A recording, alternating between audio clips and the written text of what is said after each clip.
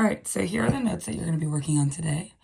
I've highlighted this just because it's types of solutions produced by linear and quadratic systems, which is basically one of the two concepts we're going over today.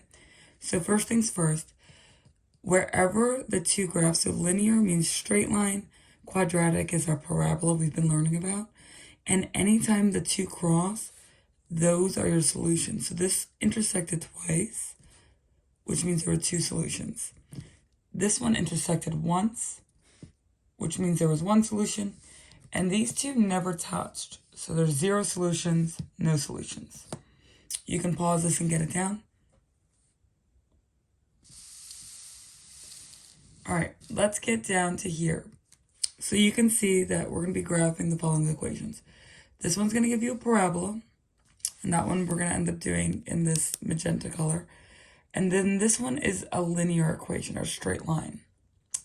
So let's go through this. I already found these two values and I plotted them.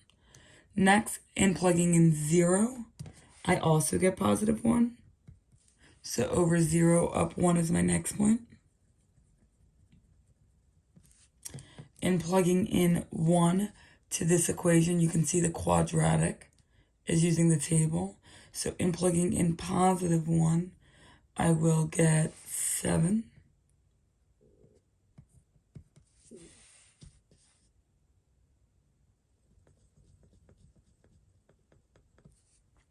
And then plugging in 2, I will get 2 squared, 8 plus 8.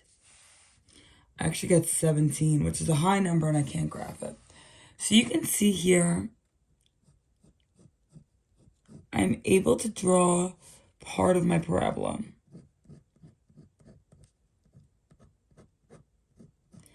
I'm only able to draw that part of my parabola, but you know that it's always mirrored. So the next point will be over here at -3 up 7. Because it's always mirrored and it's always symmetrical, you can kind of guess where the other points will be, which is kind of nice. So that's my parabola. I've graphed this equation in magenta. Let's go over and use the color orange. So down here, you can see the table.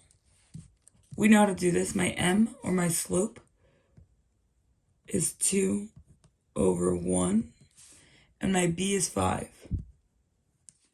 I'm going to go ahead and graph my b first, and from there, I'm going to use my slope, which is up 2 over 1, up 2 over 1. And I can also go the other way from here. So down 2, left 1,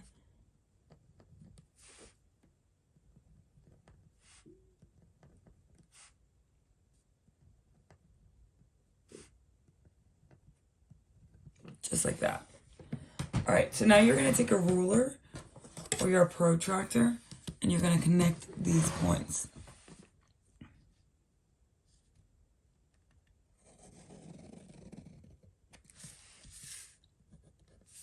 And that is my linear equation graphed. So now you can clearly see that in 2 spots, the 2 graphs or the 2 equations intersect. One is right here, and the other is up here. Those 2 points are your 2 solutions. So the coordinates for this one is -2 up 1.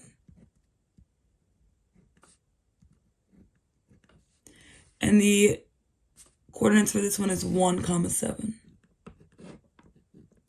And that is how you solve a system of linear and quadratics. All right, turn the page.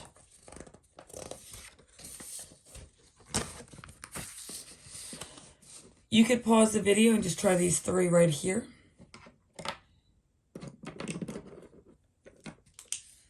All right, this one is no solution, right? The 2 graphs never touch. This one would be 1 solution, because they touch right here. And then this one is 2 solutions. Our third one is 2 solutions, because they intersect twice.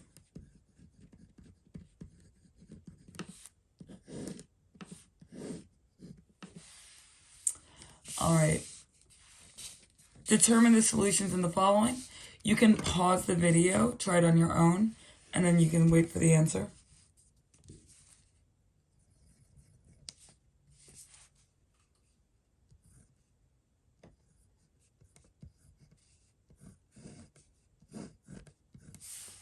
All right, so that's the solutions to that one, number 2. And then as for number 3,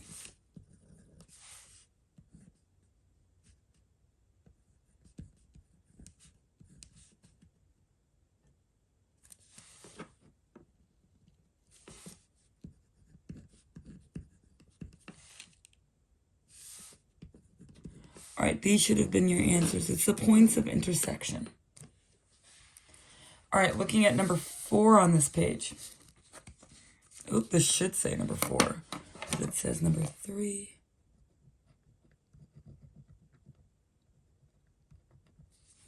All right, number 4. So we are supposed to determine if these two numbers are a solution to the system. So what you have to do is you have to test both of them. So this is x, this is y. So let me take my first equation, which is y equals 5x plus 1. Instead of y, I'm plugging in 16. Instead of x, I'm plugging in 3. And this plus 1 stays.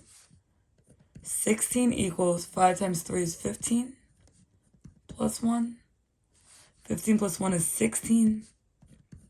So this works, right? But for this to be a solution to the system, it has to work for both of them. So it worked for the first one. I need to also check to make sure it works for the second one.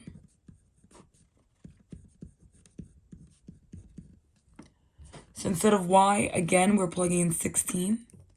Instead of x, we're always going to be plugging in a 3 for this problem.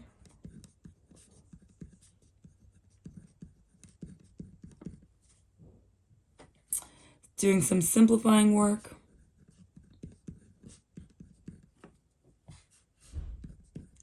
I end up getting 16 again. So since it works when you plug it in for both equations, then yes, this is a solution.